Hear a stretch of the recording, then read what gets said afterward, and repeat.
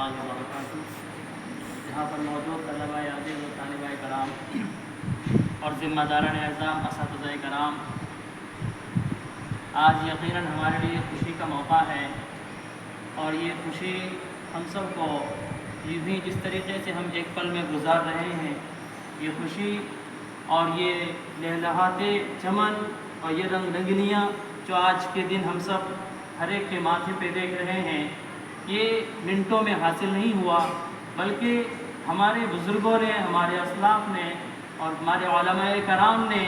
خون کی بازیاں لگائی اور اپنے جان کے نذرانے پیش کیے، اور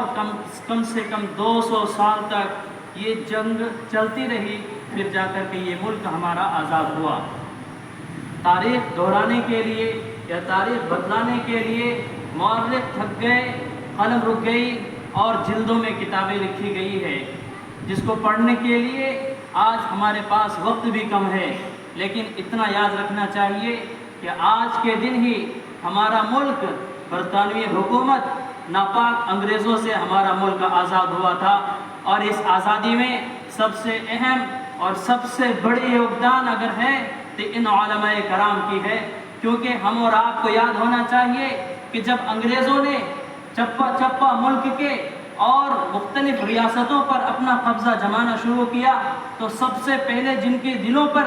ان کی ناپاک سازشوں کا احساس پیدا ہوا وہ حضرت مولانا شاہ ولی اللہ محدث دہلوی رحمۃ اللہ علیہ ہیں، جن کو یہ بات محسوس ہوئی، پھر ان کے فرزند اکبر حضرت مولانا عبدالعزیز محدث دہلوی رحمۃ اللہ علیہ نے یہ فتویٰ جاری کیا تھا اور یہ کہا تھا کہ یہ ملک ہمارا دارالحرب ہو گیا ہے، اس ملک کو ان ناپاک انگریزوں کے چنگل سے بچانا ہمارے لیے ضروری ہو گیا ہے۔ پھر ملک میں علماء کرام نے، ہمارے اسلاف نے، ہمارے بزرگوں نے وہ قربانیاں پیش کی کہ تاریخ لکھنے والے خود ان کے ہی مورخ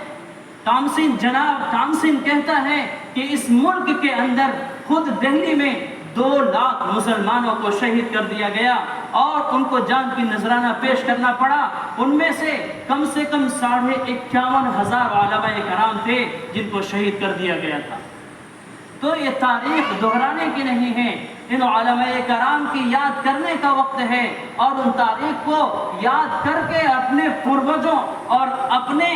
بزرگوں اور اپنے اسلاف کو اور اپنے آنے والی نسلوں تک ان کی تاریخ کو یاد کرانے کی ضرورت ہے۔ یہ دن ہمارے پاس روزہ ہر بار آتا ہے اسی چیز کے لیے، تاکہ ہم اپنے بزرگوں کی قربانیوں کو یاد کریں اور انہوں نے جو ذمہ داریاں ہمیں دی ہیں ان ذمہ داریوں کو یاد کر کے اس ملک کو آزادی کے جو خوشیاں ہمارے علماء کرام نے دیا تھا، ہمارے بزرگوں نے دیا تھا، ہمارے اسلاف نے دیا تھا، ان چیزوں کو دوہرا کر کے ملک کے اندر امن و امان کو قائم رکھنا ہماری ذمہ داری۔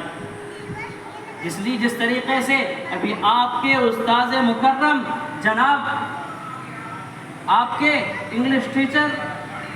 ماسٹر جمال صاحب نے بتلایا کہ ملک کے اندر آزادی کا مطلب یہ نہیں ہے کہ چند منٹ خوشیاں منا لیں، بلکہ ذمہ داری اٹھانے کا نام ہے۔ جیسے امن و امان کو قائم رکھنا، انصاف کو قائم رکھنا، ملک کے لیے ہر وقت اپنے آپ کے نذرانے پیش کرنے کے لیے تیار رہنا، یہ حقیقتاً آزادی ہے اور آزادی کا مطلب ہے۔ میں انہی چند باتوں پر اپنی ان باتوں کو ختم کرتا ہوں۔ وما علینا الا البلاغ۔ اس کے ساتھ دعا گو ہیں کہ اللہ تعالی ہمارے اسلاف کو، اسلاف کی قربانیوں کو قبول فرمائے اور اجر عظیم عطا فرمائے۔ آمین۔ وآخر دعوانا ان الحمد للہ رب العالمین۔